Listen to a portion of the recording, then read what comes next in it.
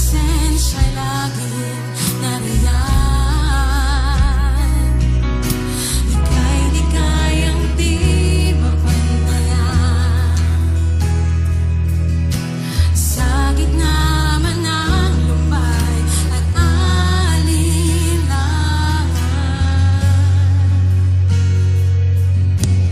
O Panginoon, ang pag-ibig mo'y higit sa kayang ibigay ng mundo.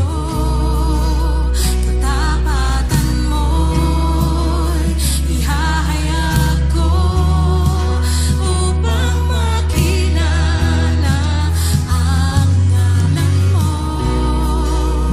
Panginoon. Ang pag-ibig mo'y higit sa kayang ibigay ng mundo. Katapatan mo'y ihahayag ko upang makilala ang ngalan mo, Panginoon.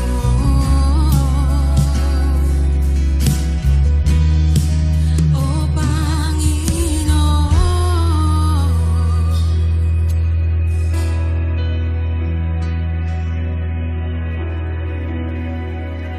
sapat ang biyayang nagmula sa'yo,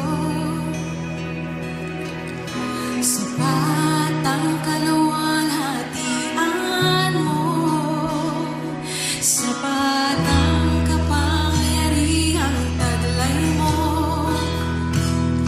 Buong galak itataas ka, O Kristo. Sapat ang biyaya mula sa'yo, sapat ang kaluwalhatian mo, sapat ang kapangyarihang taglay mo.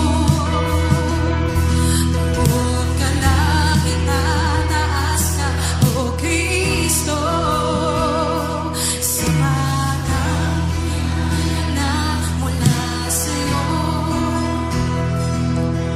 sapat ang kaluwalhatian mo, sapat ang kapangyarihang taglay mo.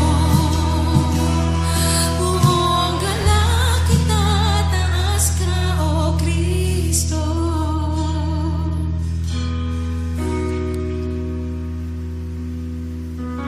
Kami po'y naghagalak, Panginoon.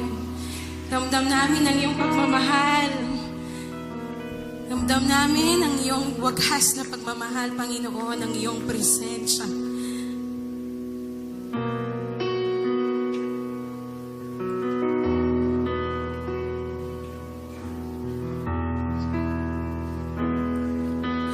O Panginoon, ang pag-ibig mo'y higit sa kayang ibigay ng mundo.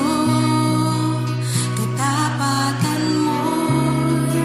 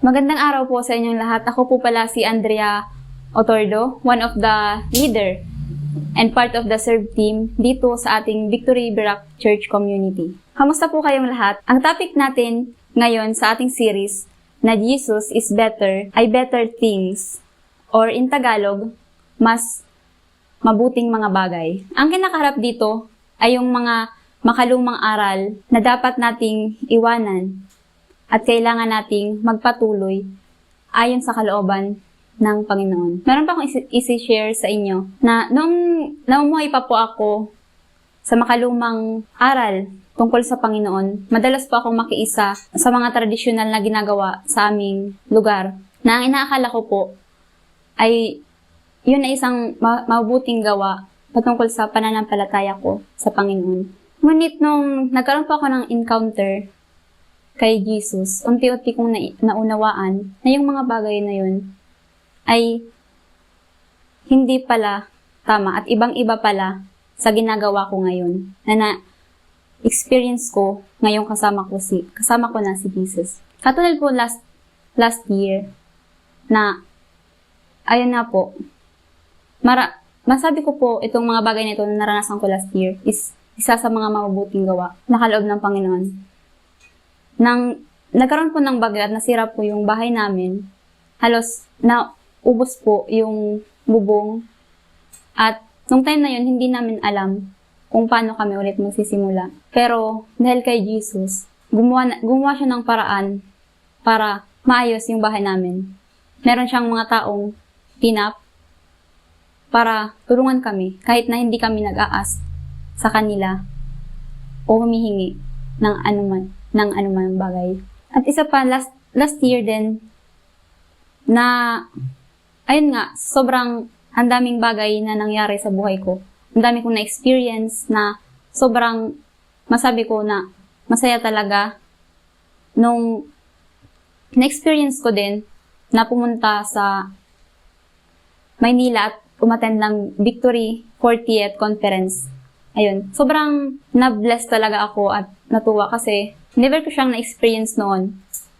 Nung naniniwala pa ako sa mga makalumang aral patungkol sa Panginoon. May tanong pa ako sa inyo. Na-experience nyo na ba ang lumang kaugalian o tradisyon? Kaya bang baguhin ang makalumang tradisyon? At dapat ba tayong mag-focus sa mga mabuting bagay na natanggap natin? Basahin po natin sa Hebreo 6, verse 10 to 20. Makatarungan ang Diyos, hindi niya malilimutan ang inyong ginawa at ang pagmamahal na inyong ipinakita at hanggang ngayon, ipinapakita sa pamamagitan ng paglilingkod ninyo sa mga hinirang ng Diyos.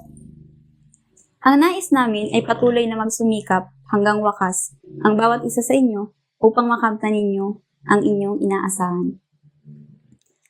Kaya't huwag kayong maging tamad, tularan ninyo ang mga taong dahil sa kanilang pagtitiis at pananalig sa Diyos ay tumatanggap ng mga ipinangako niya. Verse 13. Nang mangako kay Abraham ang Diyos, siya ay nanumpa sa kanyang sariling pangalan, yamang wala nang higit pa sa kanya na maari niyang panumpaan. Sinabi niya, ipinapangako ko na lubos kitang pagpapalain at pararamihin ko ang iyong lahi. Matyagang naghintay si Abraham at natanggap niya ang ipinangako sa kanya. Ninumpa ang mga tao sa pangalan ng isang nakakahigit sa kanila. At sa pamagitan ng panunumpa ay pinagtibay ang usapan. Gayon din naman, pinagtibay ng Diyos ang kanyang pangako sa pamamagitan ng panunumpa upang ipakita sa kanyang mga pinangakuan na hindi magbabago ang kanyang layunin. Hindi nagbabago at hindi nagsisinungaling ang Diyos tungkol sa dalawang bagay na ito, ang kanyang pangako at sumpa. Kaya tayong nakatagpo sa kanyang kalinga, ay panatag ang loob na umasa sa mga pangako niya. Verse 19. Ang pag-asang ito ang siyang matibay at matatag na angkla ng ating buhay, at ito'y umaabot hanggang sa kabila ng tabing ng templo, hanggang sa dakong kabanal-banalan. Si Jesus ay naunang pumasok doon, alang-alang sa atin, at naging pinakapunong pari magpakailanman ayon sa pagkapari ni Melchizedek. Lord, thank you po, Panginoon, sa araw na ito, Panginoon. Salamat po, Panginoon, sa word niyo po, Panginoon, na binigay niyo po sa amin, nabasa po namin, Panginoon. Lord, I pray, Panginoon, na yung mga tao, Panginoon, na makikinig sa salita mo, Panginoon, ay maraming matutunan, Panginoon. Hindi lang po sila matuto, Panginoon, kundi may isabuhay nila yung mga salita mo, Panginoon. Salamat po, God, in Jesus' name. Amen. Dumako na po tayo sa unang points. Makapagpapatuloy tayo sa matapat na paninilbihan sa Diyos. Halimbawa po dito, sa pamamagitan ng pagsiserve natin sa loob ng church. Sa mga tao na umaattend dito para papurihan ang Panginoon. Pagsilbihan po natin yung mga tao na umaattend dito ng buong puso natin. At wag po nating isipin na yung ginagawa natin na pagsiserve doon ay para sa sarili natin at para i-please yung mga tao na pumupunta. Kundi, tingnan po natin na yung ginagawa po natin na yun ay para sa Panginoon, para kay Jesus. Ayan po. Basahin po natin sa Hebreo 6:10 verse 11. Makatarungan ang Diyos. Hindi niya malilimutan ang inyong ginawa at ang pagmamahal na inyong ipinakita at hanggang ngayon ipinapakita sa pamamagitan ng paglilingkod ninyo sa hinirang ng Diyos. Verse 11. Ang nais namin ay patuloy na magsumikap hanggang wakas ang bawat isa sa inyo upang makamtan ninyo ang inyong inaasahan. Ito po ang pangalawa nating point. Maaari nating tularan ang mga taong nagmana ng pangako ng Diyos. Katulad na lamang po ni Abraham na dahil sa pananampalataya kay God at pagtitiis kahit na maraming pagsubok ang kinaharap niya, nanatili pa rin matatag yung pananampalataya niya. Na kahit na dumating po yung point na sinubok po siya ni God, na nayari yung anak niya, pero nanatili pa rin yung pananampalataya niya kay God. Kaya tumanggap siya ng ipinangako ng Panginoon. Basahin po natin sa Hebreo 6, verse 12. Kaya't huwag kayong maging tamad, tularan ninyo ang mga taong dahil sa kanilang pagtitiis at pananalig sa Diyos ay tumanggap ng mga ipinangako sa Kanya. Ito po ang last point po natin. Mapanghawakan natin ang siguradong pag-asa. Ano nga ba ang siguradong pag-asa na ito na sinasabi dito? Ito yung ipinangako ng Panginoon na kailangan nating panghawakan. Yung buhay na walang hanggan na mayroon tayo ngayon na na-receive natin because of Jesus dahil sa ginawa niya sa cross. Dahil sa ginawa niya sa cross, nagkaroon po tayo ng buhay na walang hanggan. Ito po yung pag-asa na dapat panghawakan natin. Ano nga ba o sino nga ba yung better things dito? The better things ay walang iba kundi si Jesus. Si Jesus ay mas mabuti sa lahat ng bagay dahil ang lahat ng pagpapala at mabubuting bagay na natatanggap natin ay mula sa Panginoon. Basahin po natin sa Romans 8, verse 28.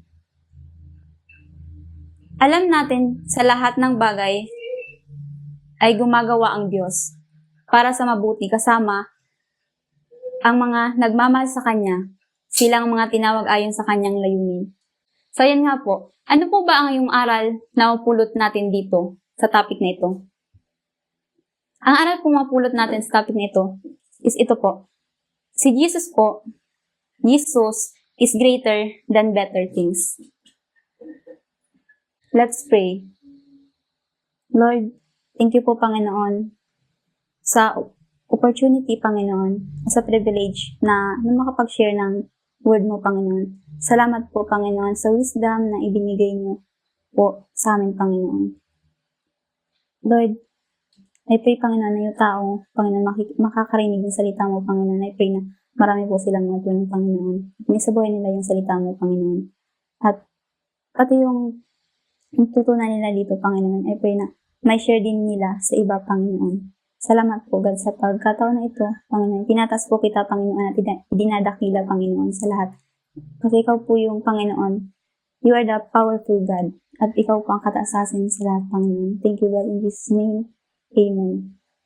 Thank you po sa panonood nyo sa araw na ito sa ating online Sunday gathering. I hope na marami po kayong natutunan at iniimbitan po namin kayo na manood po ulit sa ating online Sunday gathering next week po. Thank you po.